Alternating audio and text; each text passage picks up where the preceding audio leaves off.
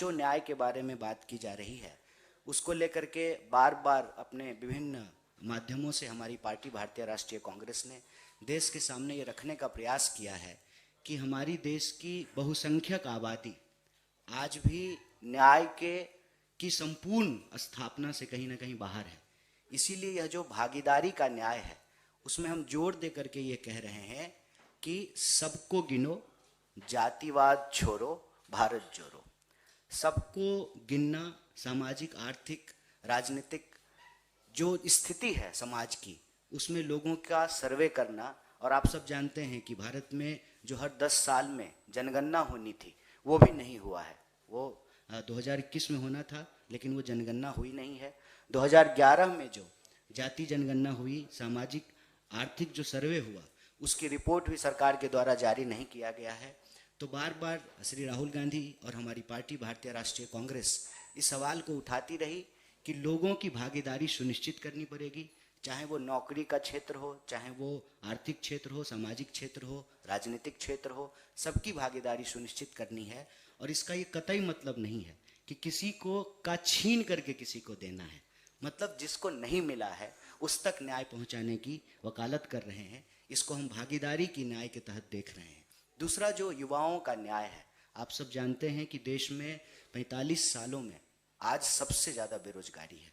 आए दिन जो है नौकरियों के बारे में यह सुनने को मिलता है कि कितने लोगों को नौकरी से निकाल दिया गया है, कितने बेरोजगार युवा जो है वो बैठे हुए हैं, लाखों पद जो हैं वो रिक्त पड़े हुए हैं सरकारी क्षेत्र में।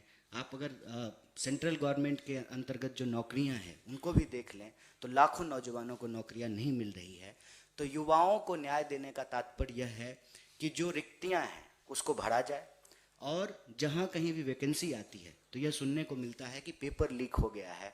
तो पेपर लीक जैसी गड़बड़ियों, जो नौकरी देने में जो प्रशासनिक चूक होती है, उस पर रोक लगाई जाए। सबको जो है रोजगार का अधिकार मिले। और जो बेकारी का अन्याय है, इस बेकारी के अन्याय से युवाओं को रोजगार दे करके न्याय की स्थापना करनी है। तीसरा जो न्याय है वो है नारी का न्याय। नारी के न्याय के बारे में आप जानते हैं कि कुछ मिनटों में ही हमारे देश में कहीं ना कहीं नारी के खिलाफ कोई ना कोई अपराध होता है, बलात्कार की घटना होती है। तो नारी भी समाज की आधी आबादी है। हम लोग अक्सर ये कहते हैं कि आधी आबादी पूरा हक।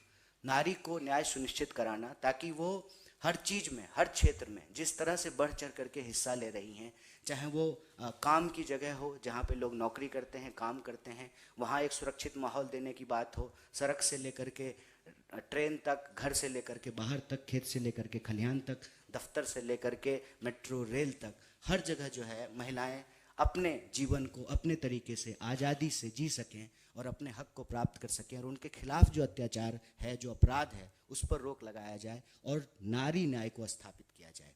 जो चौथा न्याय है वो न्याय है किसानों का। हम जानते हैं, सरकारी आंकड़ा अगर उठा करके देख लें तो एक साल में 12,000 से ज़्यादा किसान आत्महत्या कर लेते हैं। और पहले जिस तरह से किसान आत्महत्या कर रहे थे, अब उसमें एक नया चीज़ ऐड हुआ है कि नौजवान भी आत्महत्या कर रहे हैं। अगर सरकारी आंकड़ा उठा करके देखें तो 1 घंटे से कम समय में कोई ना कोई नौजवान इस देश में आत्महत्या करने को विवश है। तो चाहे वो जवान आत्महत्या कर रहे हों या किसान आत्महत्या कर रहे हों, राहुल जी बार बार यही कह रहे हैं, भारत जोड़ो न्याय यात्रा यही अपील कर रही है कि आप आत्महत्या मत करिए। हमारे यहाँ मगही में जो है एक कवि हुए, वो अक्सर कहते थे, भूख से तड़प के मरवा काहे, मरने होते लड़के मरी जा। मतलब भूख से तड़प कर मरने की ज़रूरत नहीं है, आत्महत्या करके मरने की ज़रूरत नहीं है। अगर जीना है तो संघर्ष करना पड़ेगा, और संघर्ष की, न्याय की जो यह लड़ाई है, उस लड़ाई में हम किसानों की भी फसल का उचित दाम उनको मिले, उनके फसल का दाम मिले। मतलब ऐसा क्यों हो रहा है कि नेता का बेटा नेता होना चाहता है, डीएम का बेटा डीएम हो रहा है, जो क्रिकेटर नहीं है उसका बेटा भी बीसीसीआई का सेक्रेटरी बन रहा है, लेकिन इस देश में किसानों को आत्महत्या करनी पड़ रही है। और अपना उनके खिलाफ जो कानून लाया गया उसको वापस दिलवाने के लिए 700 से ज़्यादा किसानों की शहादत हुई। आप सब ने देखा कि दिल्ली की सीमाओं पे लगातार महीनों किसान बैठे रहे।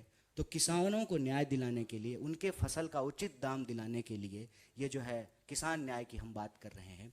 और 5वां जो न्याय है वो है श्रमिकों का न्याय। अक्सर हम लोग ये देख रहे हैं कि यहाँ भी आप सब लोग बैठे हुए हैं, आपको कितनी सैलरी मिलती है, चाहे पत्रकार हों या कैमरा पर्सन हों या आपके ऑफिस में काम करने वाले स्वीपर हों, ड्राइवर हों, और आपकी कंपनी के मालिक को कितना प्रॉफिट हो रहा है, तो आपको आपकी मेहनत का दाम नहीं मिल रहा है। मिनिमम वेज के कानून को लागू नहीं किया जा रहा है। यह नियम बनाया है सरकार ने कि 8 घंटा कोई मजदूर काम करेगा, 8 घंटा काम का, 8 घंटा आराम का और 8 घंटा रचनात्मक काम का। रचनात्मक काम कहाँ से होगा जब ड्यूटी ही 18 घंटे की हो रही है। यहाँ तो बच्चों को और बीवी को ही समय नहीं है देने के लिए। 16 घंटा, 17 घंटा, 18 घंटा लोग काम कर रहे हैं। तो जो श्रमिक कानून इस देश में लागू किए गए कि 8 घंटे से ज़्यादा अगर 1 मिनट भी आप ज़्यादा काम लेते हैं किसी भी मजदूर को, चाहे वो टाई लगाने वाला मजदूर हो, चाहे जो है वो झोला लटकाने वाला मजदूर हो, 8 घंटे से अगर 1 मिनट ज़्यादा भी आप काम लेते हैं तो आपको 2 मिनट का वेज देना पड़ेगा, 2 मिनट का वेतन देना पड़ेगा।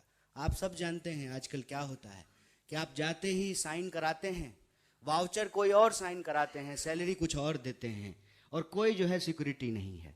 ना जो है PFI दे रहे हैं, ना ESI दे रहे हैं, ना जो है काम करते हुए अगर कोई दुर्घटना हो जाती है तो उसका मुआवजा भी नहीं दिया जाता है। तो जितने भी श्रमिक कानून बनाए गए थे एक एक करके जो है उसको समाप्त किया जा रहा है और लोग मजबूर हैं। इतनी बेरोजगारी है और दफ्तर के बाहर इतना बड़ा लाइन लगा हुआ है कि कोई आवाज़ उठाने को तैयार नहीं है। और राइट टू यूनियनाइज जो एक डेमोक्रेटिक कॉन्स्टिट्यूशनल राइट है मजदूरों का, वो भी धीरे धीरे करके समाप्त कर दिया गया है। तो आज मजदूरों के सामने सबसे बड़ा सवाल यही है कि उनको उचित मूल्य नहीं मिल रहा है उनके काम का।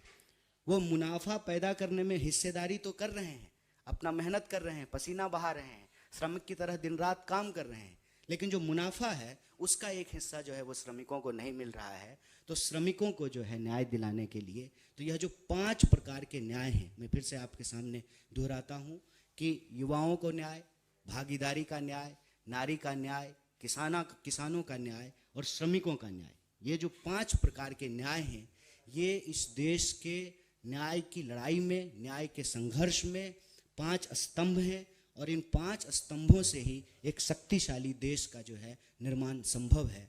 तो न्याय की इस पुनर्स्थापना के विचार को लेकर के ही यह भारत जोड़ो न्याय यात्रा लगातार चल रही है।